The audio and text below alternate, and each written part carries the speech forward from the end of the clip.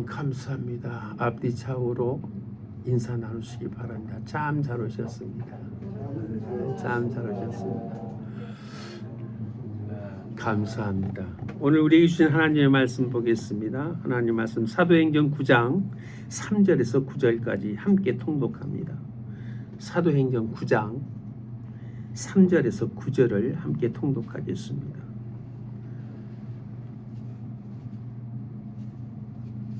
함께 통독합니다. 시작. 사울이 길을 가다가 다메섹에 가까이에 이르더니 호련히 하늘로부터 빛이 그를 둘러 비추는지라.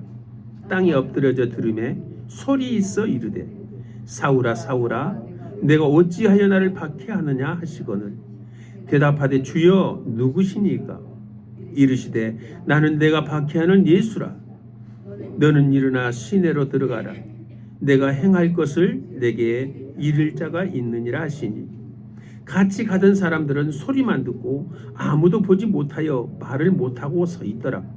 사울이 땅에서 일어나 눈을 떴으나 아무것도 보지 못하고 사람의 손에 끌려 다메섹으로 들어가서 사흘 동안 보지 못하고 먹지도 마시지도 아니하니라. 아멘.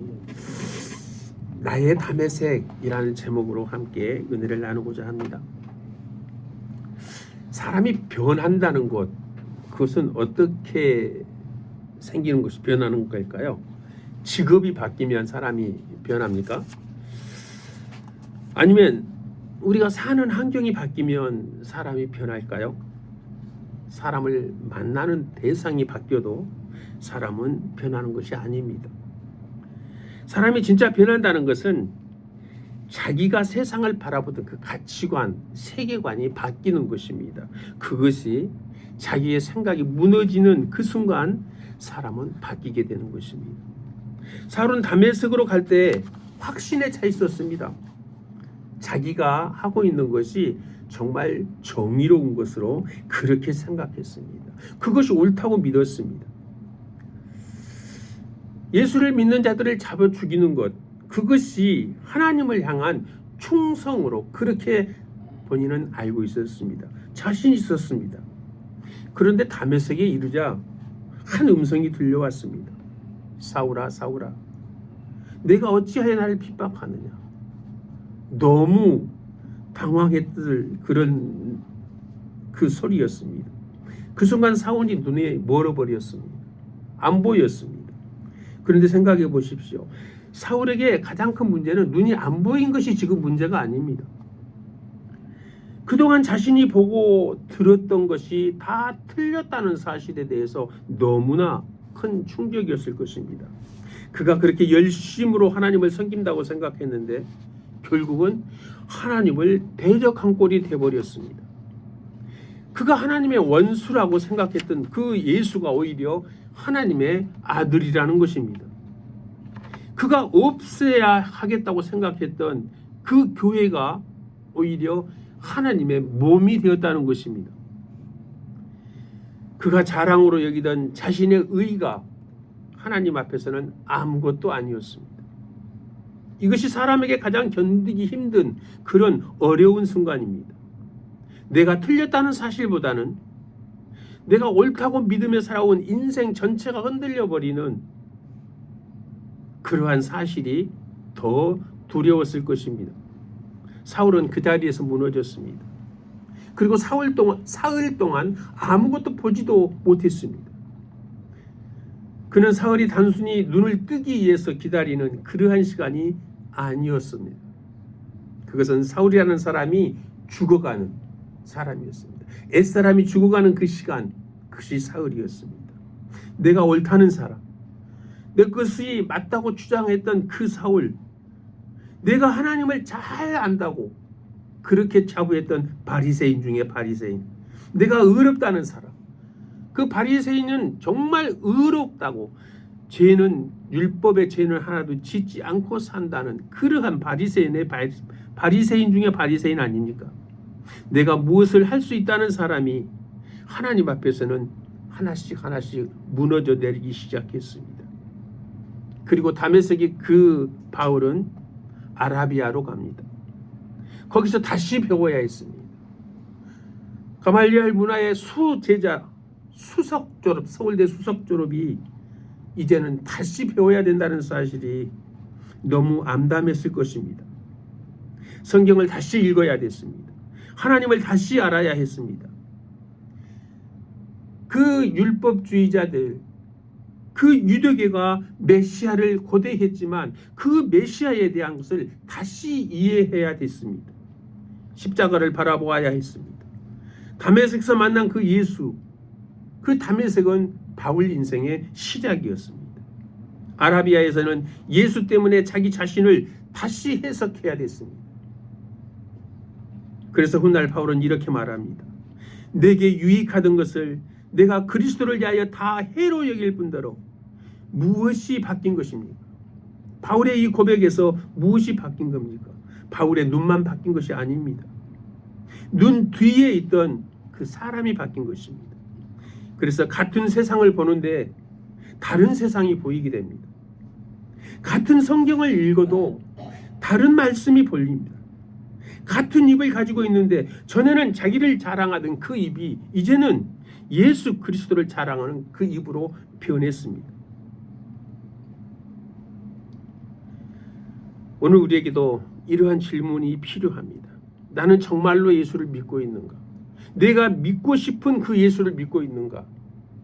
우리는 다시 질문해 봐야 됩니다.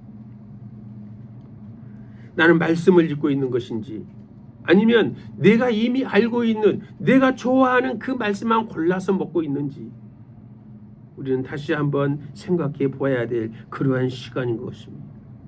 나는 하나님을 섬기고 있는가? 아니면 하나님을 섬기고 있다는 내 그 의지, 내 의, 내 뜻을 믿고 있는지 다시 한번 생각해 보시기 바랍니다. 다메섹에서 하나님이 바울에게 하신 일은 그의 눈을 고쳐주시는 것, 그것이 아닙니다. 그가 세상을 보던 눈을 바꿨습니다. 하나님의 음성을 듣던 귀를 바꾸셨고 무엇을 말하면서 살아가야 될지를 하나님께서는 가르쳐 주셨던 것입니다. 그리고 마침내 그의 인생 전체가 한 분으로 통합됩니다. 예수 그리스도. 그분께로 그 모든 것이 초점이 맞춰집니다. 눈이 그리스도께 맞춰집니다. 입이 그리스도께 맞춰집니다. 귀가 그리스도께 맞춰집니다. 오늘 우리가 말씀 앞에 서는 이유도 바로 이것 때문에 그렇습니다. 주님, 내 눈을 열어달라는 그러한 기도만 하지 마시고 내가 무엇을 보고 있는지부터 깨달아야 됩니다. 내 귀를 열어달라고만 하지 마시고 내가 누구의 소리를 듣고 있는지를 우리는 깨달으며 그렇게 살아가야 되는 것입니다. 내 입을 사용해달라고만 하지 말고 내 입으로 지금 누구를 드러내며 살아가고 있는지를 돌아봐야 되는 것입니다.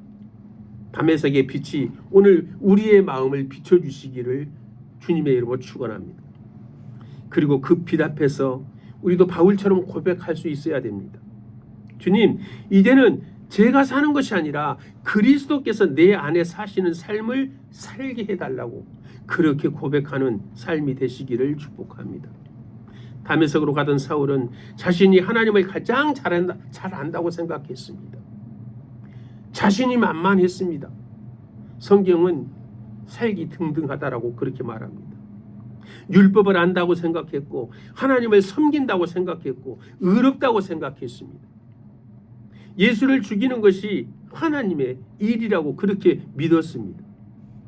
그런데 부활하신 예수님께서 말씀하십니다. 사울아, 사울아, 네가 나를 왜 핍박하느냐?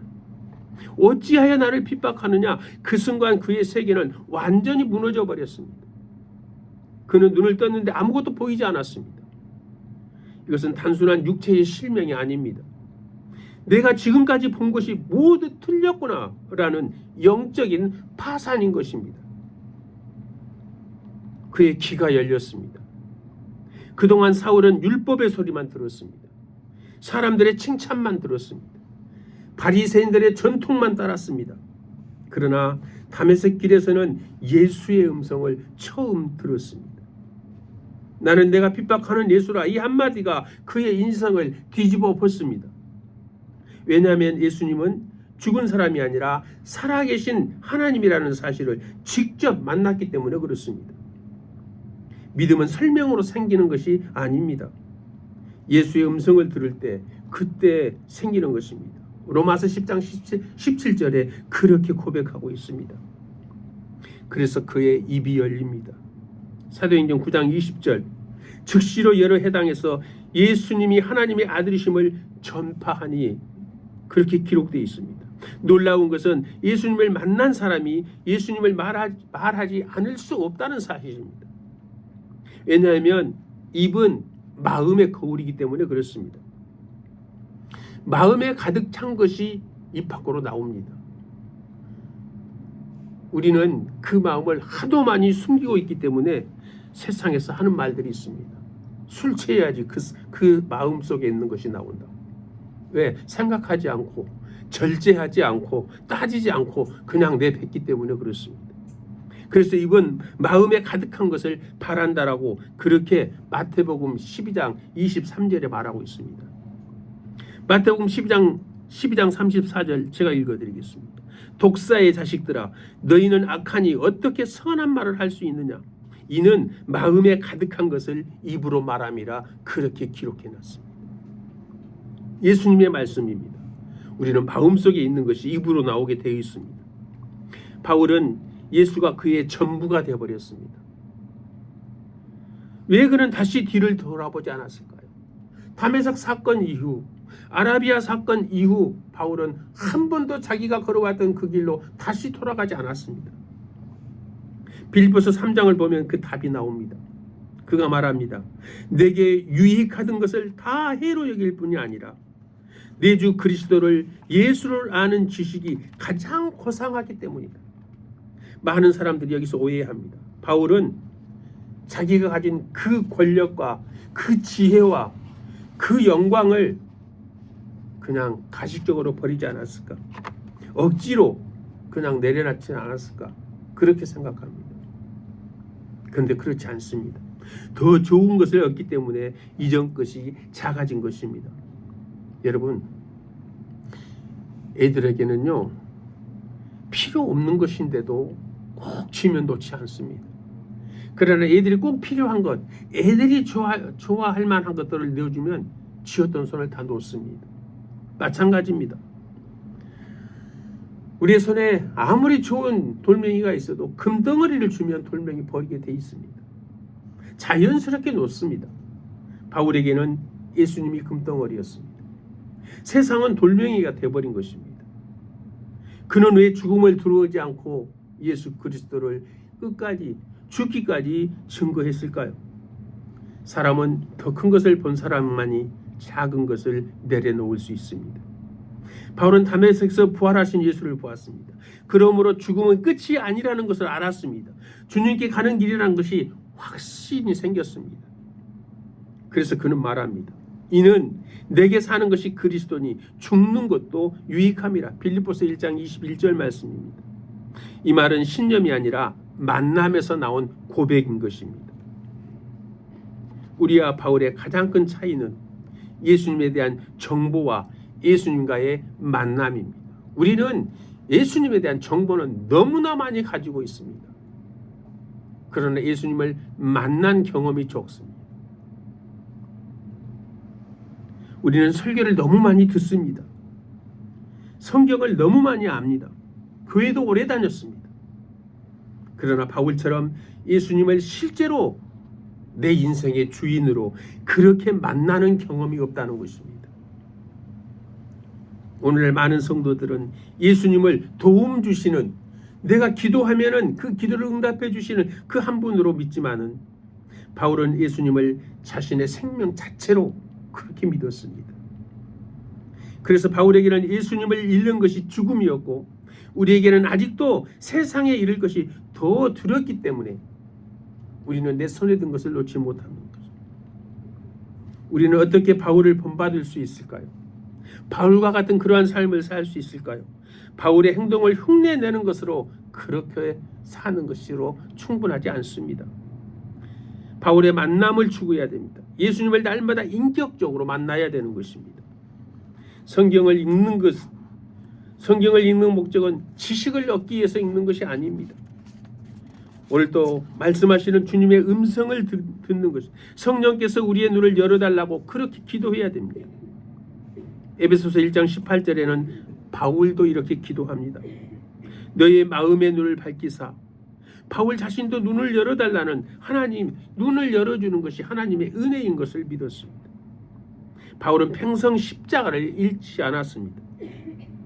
자신 같은 죄인을 위해 하나님의 아들이 죽으셨다는 사실이 그의 삶의 중심이 되어버렸습니다. 삶이 바뀐 것입니다. 그 감격이 바울을 헌신하게 했습니다. 바울도 처음부터 소아시아 전체를 돌아다니면서 그렇게 선교한 것이 아니었습니다. 다메섹에서 하나님을 만났고 아라비아에서 자신이 깨졌고 다시 하나님을 알게 하는 그 해체 작업이 아라비아에서 이루어졌으며 다시 다소로 돌아옵니다. 자기가 살았던 동네입니다. 다소는. 다시 돌아와서 그리고 그리고 나서 거기서 다소에서 기다렸다가 다시 하나님은 안디옥에서 그의 사역의 시작을 명령하십니다. 하나님께서 인도하신 걸음 한 걸음 한 걸음 그렇게 순종하면서 큰 사명은 작은 순종 이에 그렇게 세워지게 된다는 사실입니다. 바울을 바꾼 것은 기적 자체가 아닙니다. 예수 그리스도를 만남으로 인해서 그가 변했다는 사실입니다.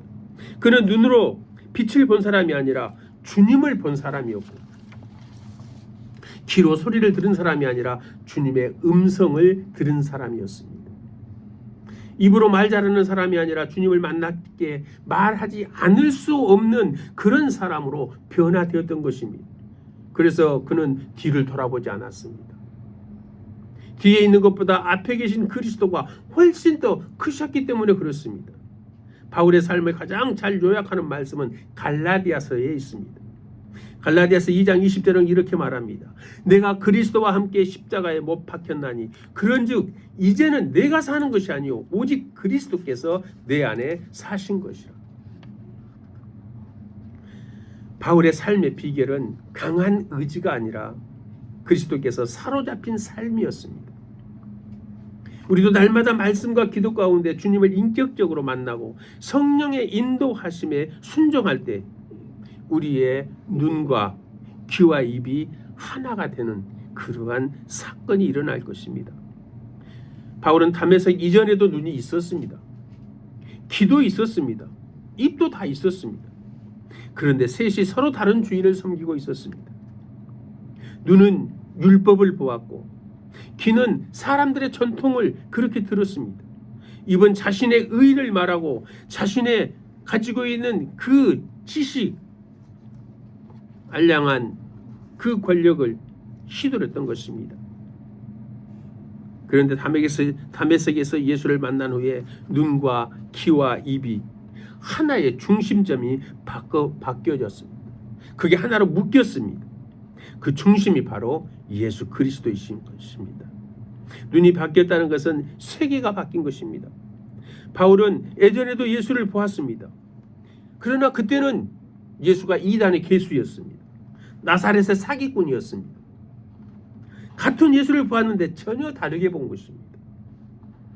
왜 그렇습니까? 사람은 눈으로 보는 것이 아니라 가치관으로 보기 때문에 그렇습니다. 그래서 어려서부터 우리의 아이들의 가치관과 세계관을 정확하게 심어주는 것은 너무나 중요합니다. 왜?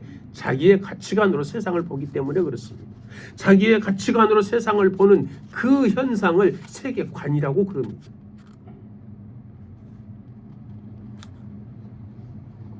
다메섹에서 예수가 하나님의 아들이라는 사실이 그 존재를 관통하는 순간 세상이 다시 보이기 시작했습니다.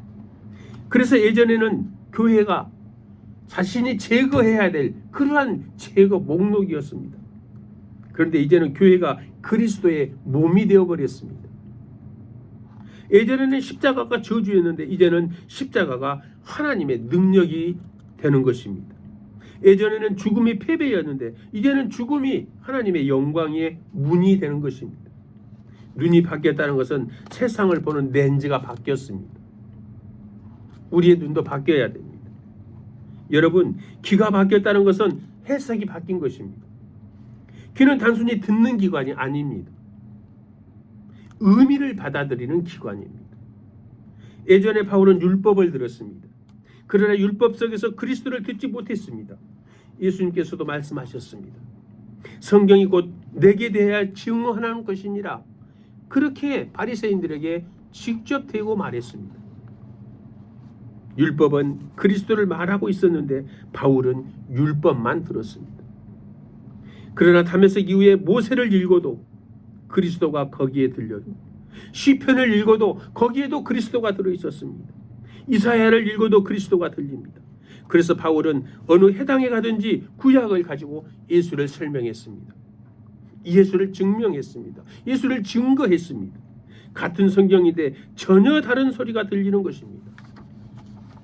입이 바뀌었다는 것은 존재가 바뀌었다는 것입니다. 입은 가장 깊은 중심을 드러냅니다. 그래서 마음의 창문이 입입니다. 예전에는 입이 사람을 정죄했습니다. 예수를 저주했습니다. 자기를 자랑했습니다. 그런데 예수를 만난 후에 입이 예수만 증거하게 됩니다. 입은 마음의 번역기이기 때문에 그렇습니다. 사람은 자신이 가장 가치 있다고 믿는 것을 말합니다.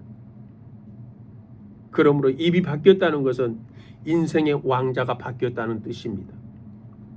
결국 눈과 귀와 입은 하나인 것입니다. 성경은 눈, 귀, 입을 각각으로 설명하지 않습니다. 이 셋은 한 사람의 내면을 이루는 세 가지 표현일 뿐입니다. 눈은 무엇을 진리라고 보는가를 보는 것입니다. 귀는 무엇을 진리로 받아들인가? 입은 무엇을 진리라고 선포하는가? 이 셋이 하나가 될 때 비로소 사람은 분열되지 않습니다. 여러분, 우리는 정신분열증 환자들을 많이 지금 심리학에서 얘기를 하고 있습니다. 정신분열증 간단합니다. 심리학적인 용어이기 때문에 어려운 것 같지만 생각이 갈라지는 것이 정신분열입니다. 내 마음속에서 생각이 갈라져. 두 개가 하나 되지 못합니다. 아침에 생각은 이랬는데 저녁에 생각은 이렇습니다. 정신분열증입니다. 뭐가 그러느냐? 좋지 못한 것들이 내 안에서 작동하기 때문에 그렇습니다. 하나 되지 못하기 때문에 그렇습니다. 우리는 생각이 하나 될 때, 내 가치관이 하나 될 때, 나의 세계관이 하나가 될 때, 그때 온전한 사람이 되는 것입니다. 다메섹은 인격의 통합 사건입니다. 사울 이전에는 생각과 행동이 일치했습니다. 그러나 그 기준이 잘못되었습니다. 율법이라는 기준은 완벽하게 통일된 사람이었습니다. 그러나 다메섹에서 기준 자체가 바뀝니다.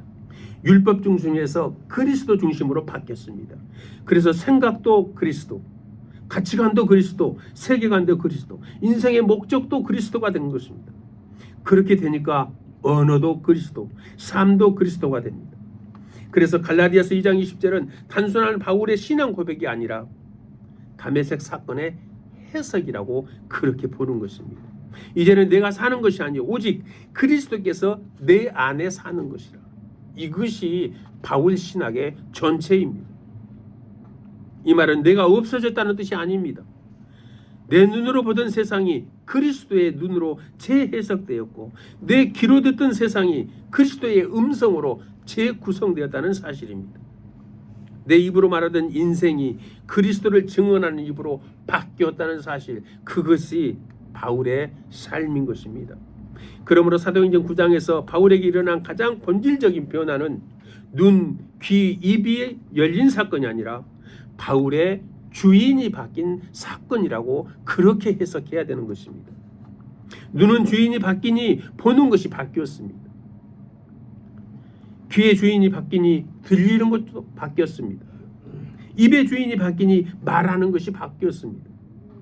그러므로 다메섹은 단순한 해심 사건이 아니라 인간 존재의 중심축이 자아에서 그리스도로 이동한 사건이 되는 것입니다. 바울은 내가 예수를 본 것을 말하지 않습니다. 바울 서신을 다 봐도 나는 예수를 봤다라는 기록은 없습니다. 그리스도께서 내 안에 계시되었다라고 그렇게 기록하고 있습니다. 그러니까 다메섹은 단순한 외부에서 빛을 본 것이 아니라 내면의 중심축이 그리스도로 재창조된 그러한 사건인 것입니다. 그래서 눈도 귀도 입도 모두 같은 주인, 한 주인을 섬기게 되는 삶이 바울의 삶이 되는 것입니다. 갈라디아서 2장 20절은 이제 그 이유를 설명합니다. 이제는 내가 사는 것이 아니요 여기서 나는 육체가 아니라 예전의 가치체제, 율법을 믿었던 그 가치체제가, 바리새인인 그 가치체제가 율법의 나, 명예의 나, 의로운 나, 그 중심 자체가 다메섹에서 끝나버린 것입니다. 그러니까 새로운 눈이 생긴 것이 아니라 새로운 존재가 생기는 것입니다. 그래서 고린도후서 5장 16절에는 이제부터는 우리가 아무도 육신을 따라서 살지 아니하노라고 여기서 눈의 변화를 설명하고 있는 것입니다. 이전에는 예수를 육신으로 알았습니다. 교회를 육신으로 보았습니다. 사람을 육신으로 알았습니다. 그러나 이제는 그리스도 안에서 봅니다. 눈이 바뀌었다는 것은 관점이 바뀐 것이 아니라 존재를 보는 기준이 바뀌어 버렸습니다. 빌립보서 3장에서 이제 입이 왜 바뀌었는지 빌립보서 3장에서 나옵니다. 그는 배설물이라는 극단적인 표현을 씁니다. 가치를 잃어버려서가 아닙니다. 새로운 가치가 절대가 되었기 때문에 그렇습니다. 새로운 것이 더 좋았기 때문에 그렇습니다. 그러니까 입에서 자기 자랑이 사라지고 다메섹에서 그리스도만 자랑하게 되는 것입니다. 다메섹에서 바뀐 것은 눈이 아니라 바울의 인간 자신의 중심이 바뀌었습니다. 갈라디아서 1장 17절 18절에는 그렇게 말합니다. 다메섹에서 예수를 만났고 아라비아로 가서 다시 다메섹으로 돌아오고 3년 후에 예루살렘을 방문한 그 바울이 왜 굳이 이 사건을 다시 기록을 했을까요? 그것이 바로 다메섹 사건의 완성이기 때문에 그렇습니다. 아라비아는 무엇을 하는 곳이었을까요? 많은 설교가들은 그렇게 말합니다. 아라비아에 가서 광야의 훈련을 받았다. 그렇게 설교를 합니다. 그러나 아라비아는 바울의 신학이 해체되고 재구성된 그러한 장소가 아라비아입니다. 율법의 모든 체계를 그 아라비아 사건에서 다 해체해버립니다. 그리고 예수 그리스도의 신학으로 재구성되는 장소가 아라비아입니다.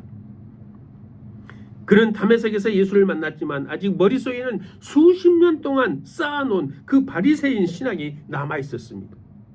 예수를 만났다고 해서 곧바로 성경 전체가 예수 그리스도로 변화되는 것 아닙니다. 그가 암송했던 창세기, 출애굽기, 그리고 이사야, 시편 모든 성경을 다시 읽어야 했습니다. 그러나 이번에는 율법의 눈이 아니라 그리스도의 눈으로 읽었습니다. 그래서 갈라디아서 1장 12절과 16절은 이렇게 연결이 됩니다. 사람에게서 받은 것도 아니요 배운 것도 아니요 오직 예수 그리스도의 계시로 말미암았다. 그리고 16절에 그럽니다. 그의 아들을 내 안에 나타내시기를 기뻐하셨다라고 그렇게 얘기합니다. 세상의 사람들에게 그 배웠고 그에게 들었고 그에게 옮겨갔던 그 세상의 지식이 결국 아무것도 아니고 결국 내 안에 그리스도, 그 하나님의 아들을 나타내기 위해서 그런 것들이 필요했다는 것입니다. 아라비아는 단순한 기도원이 아닙니다. 그리스도께서 바울의 성경 해석을 다시 썼던 곳, 그것이 아라비아였다는 사실입니다. 다메섹은 만남이었습니다. 예수를 거기서 만났습니다. 그러나 아직 설명은 없습니다. 예수에 대한 설명, 예수에 대한 정확한 근거를 찾지 못했습니다. 그래서 아라비아에서 재해석한 것입니다. 성경이 다시 읽힙니다. 모세도 그리스도, 아브라함도 그리스도, 성막도 그리스도, 제사도 그리스도, 율법도 그리스도, 모든 것이 하나로 연결됩니다. 바울의 눈과 귀와 입이 여기서 하나가 되는 것입니다. 성경을 다시 봤습니다. 성경을 다시 해석하게 됩니다. 다시 다메섹의 증언입니다. 이제는 말합니다. 왜? 이제 아는 것이 아니라 확신하기 때문에 말할 수 있습니다. 예루살렘 이후의 사명은 이제는 생명을 걸고 갑니다. 다메섹은 체험이었고 아라비아는 해석이었으며 평생은 그의 선교 사역이었습니다. 오늘 한국 교회는 다메섹의 체험은 강조합니다. 다메섹에 대한 얘기를 많이 합니다. 그러나 아라비아의 시간을 너무 쉽게 그렇게 넘겨버립니다. 그러나 하나님은 바울을 만나게 하신 것이 아니라 다시 빚으셨습니다. 다시 만들었습니다. 그 만든 곳이 아라비아입니다. 예수님을 만난 후에도 그의 유대교적 사고, 율법 중심의 세계관, 메시아를 이해하는 그 성경 해석 전부가 그리스도 중심으로 재구성되는 그 사건이 아라비아 사건입니다.